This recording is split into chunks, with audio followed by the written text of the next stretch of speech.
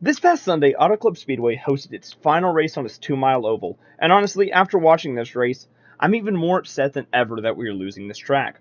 The racing these past few years at this track have been phenomenal, and honestly, it really does stink that this is gonna be changed to a short track. Honestly, I do feel like this could turn into a huge mistake from NASCAR and SMI, and could maybe turn to the end of the beloved race in Fontana. Now, for this week, even though it's kind of a melancholy tone, the racing this past Sunday was again great at Fontana, and it again makes me really wish that we were getting more of this 2 mile oval, but unfortunately, we're not. But it did present us with a familiar face in victory lane. That face being Kyle frickin' Busch. And let me just start off with saying this. Boy, were a lot of us wrong in some of our predictions, saying maybe he'd struggle with RCR, maybe he'd struggle with the transition. Is RCR really good enough to bring fast race cars? And honestly, let's start with a applause to both teams, both sides of this. That means RCR and Kyle Busch. Ever since the beginning of this year at the LA Clash, Kyle Busch and RCR have been bringing really, really good cars. Kyle Busch, despite being spun out by Joey Logano, came back and rebounded to finish third in that race, with Austin Dillon finishing second. At Daytona, both RCR cars showed tons of speed through everything. In Duel 2, Kyle Busch could have easily went on to win it if it wasn't for an unfortunate hook by Eric Almirola. And then in the 500, Kyle Busch led at the 200 lap mark, 500 mile mark, and if it wasn't for some crazy things at the end of that one, Busch could have easily won the Daytona 500. Then you go to Fontana, which a lot of people say, hey, this is the true, real race of the season. This is really good to see who has the speed and everything. And again, RCR showed speed. Austin Dillon looked really good as the race went on, and obviously Kyle Busch had to go beat who was the best car, in my opinion, all day in Ross Chastain with good strategy, and that number 8 team was really good. Props to Kyle Busch, Randall Burnett, and that whole entire number 8 team at RCR.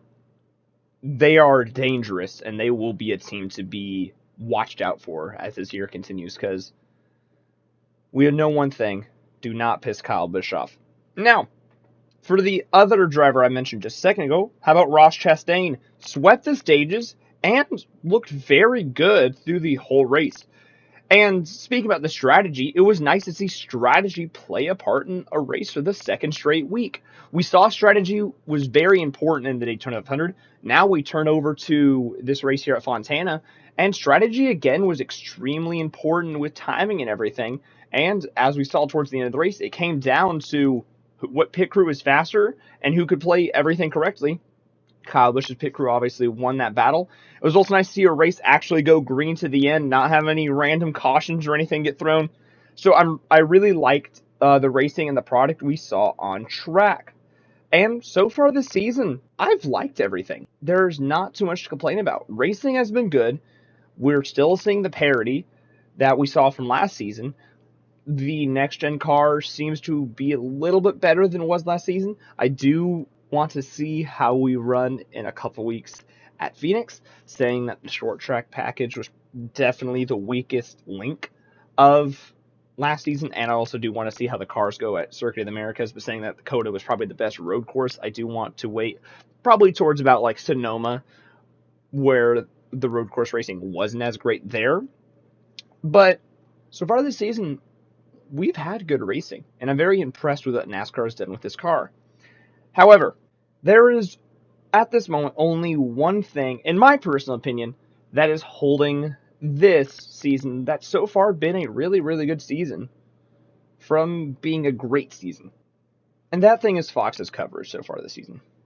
Last week, I said, hey, commentating was better. Yes, the commercials were very, very annoying, but hey, Mike Joy was good. Clint Boyer, despite his very unenthusiastic call when they crashed on the final lap, there wasn't too much. Like, everybody seemed to do well in the booth. Stewart was the weakest link, in my opinion, for the Daytona 500, but, he had one more race at Fontaine before he was swapped out for Danica Patrick, starting this week at Las Vegas. And then you go to Fontana. And they did fix one thing, and that was the commercials. Commercials, I noticed there was not as many of them. Besides, obviously, when a caution came out or something like that, you didn't see a commercial every, 10 laps. I remember the first green flag run, we had no commercials, and then they didn't give us a commercial until, I believe, lap 27, 28. If I could be wrong, but like I said, not too many commercials. However, the commentating took a massive hit. Mike Joy just seemed kind of out of it this week. I don't know, but he still was the strongest out of everybody, in my opinion. But then Clint Bowyer was by far the worst in the booth this week.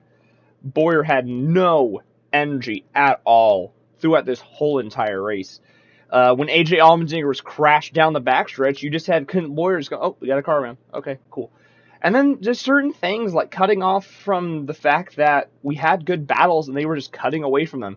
Or how about when Kyle Busch did pass Ross Chastain for the lead, there wasn't anything really said about it besides like, oh yeah, Busch is in the lead now, by the way. Like it's really frustrating that pretty much everything that I was okay with last week and liked got flipped on its head, and everything that was a problem last week got fixed. Tony Stewart, in my opinion, was the best one in the booth this week, and last week he was the worst. I thought Mike Joy and Bowyer were a lot better.